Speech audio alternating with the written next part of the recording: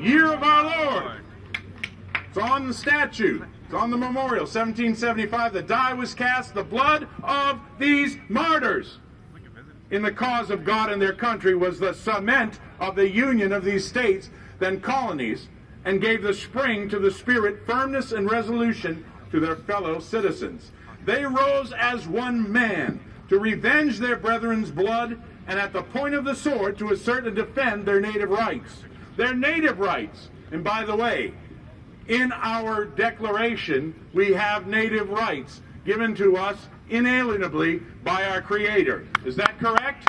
Yeah. Is that correct? Yeah! They nobly dared to be free. The contest was long, bloody, and affecting. Righteous heaven approved the solemn appeal. Victory crowned their arms, and the peace, liberty, and independence of the United States of America was their glorious reward, built in the year 1799. It's etched in stone. I have not told you anything that is not true. But I can promise you there are people in America who are in government today, are in education today, they're in business today, that are in the church today that do not know the true history of America and what happened on this battle green. And they are trying to force us, and by the way, excuse me, I have no intentions of jumping overboard. I have no intentions of being thrown overboard in my country.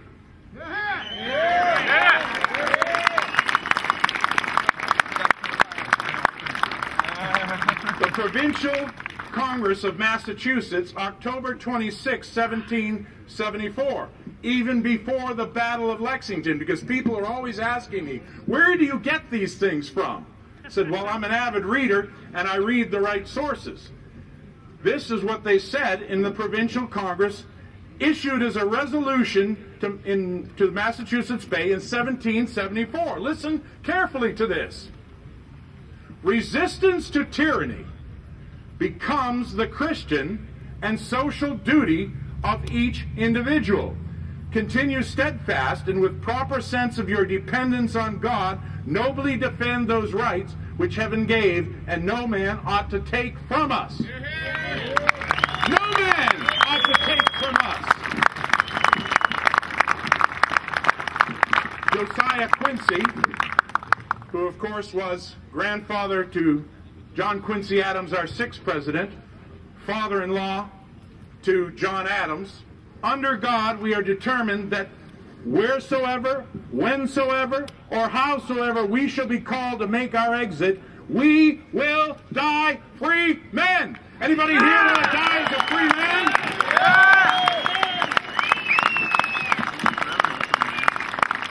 Here is part of the problem, and it was espoused by Noah Webster, who lived from 1782 to 1852. Excuse me, Daniel Webster. Daniel Webster said, and I believe that this is a prophetic statement. These people were prophesying over us of what they knew would happen because they knew history. There is no nation on earth powerful enough to accomplish our overthrow. Our destruction, should it come at all, will be from another quarter. From the inattention of the people to the concerns of their government, from their carelessness and negligence, I must confess that I do apprehend some danger. I fear that they may place too implicit a confidence in their public servants and fail properly to scrutinize their conduct. That is why they may be made the dupes of designing men and become the instruments of their own undoing. I fully intend not to be the instrument of my own undoing. What about you?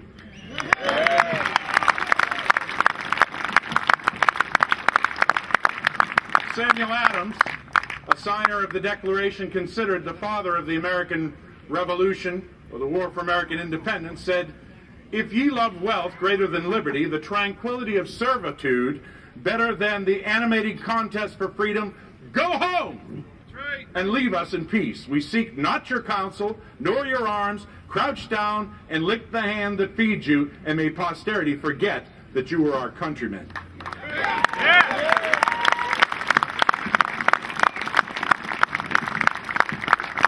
The book Common Sense that was written by Thomas Paine, and actually one of my ancestors in the printing business in Boston also printed it. He said that tyranny like hell is not easily conquered, yet we have this consolation with us, that the harder the conflict, the more glorious the triumph. This is a word for us today. He also said, these are the times that try men's souls. The summer soldier and the sunshine patriot will in this crisis shrink from the service to their country. But he that stands it now deserves the love and thanks of men and women. And I have come here today to give thanks and reverence to those who died on this screen, fought on this screen, and fought an 8-year bloody war for freedom and liberty for America. Is that why you're here today? Yeah!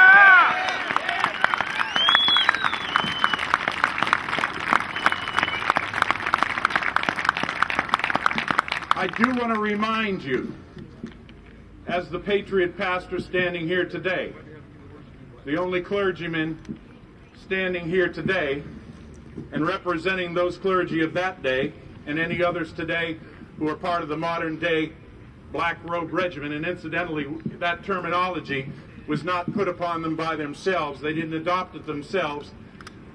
It was Prime Minister Walpole and King George III who came up with that saying, and others used it afterwards, when the king said, "Why are the colonists upset with me?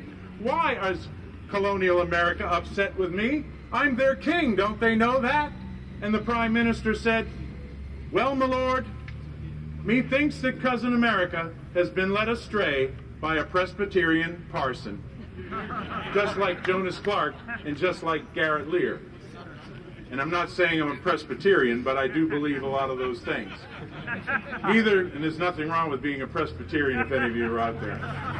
Neither the wisest constitution nor the wisest laws will secure the liberty and happiness of a people whose manners are universally corrupt. Remember that in America today. And also remember this: the general principles on which the fathers achieved independence were the general principles of Christianity. I will avow that I then believed and now believe that those general principles of Christianity are as eternal and immutable as the existence and attributes of God. In the 14th chapter of the book of Psalms, verse 1, it says, "The fool hath said in his heart, there is no God." Have you ever seen the tombstone of a particular atheist? It says this: "Buried here, all dressed up, with nowhere to go."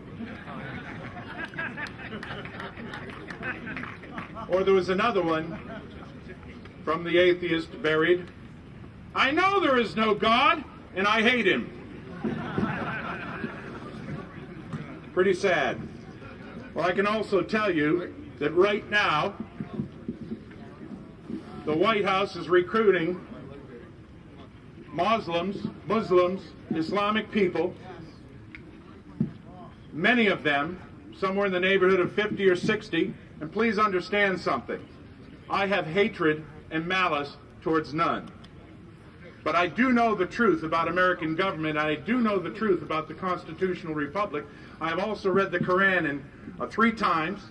I can tell you that Sharia and Islamic law is incompatible with the constitutional republic in America.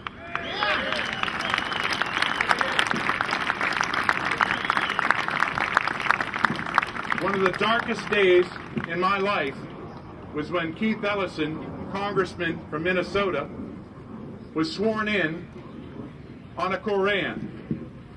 Now, we're on public television, or we're on internet or whatever, and I will tell you why that was such a dark day.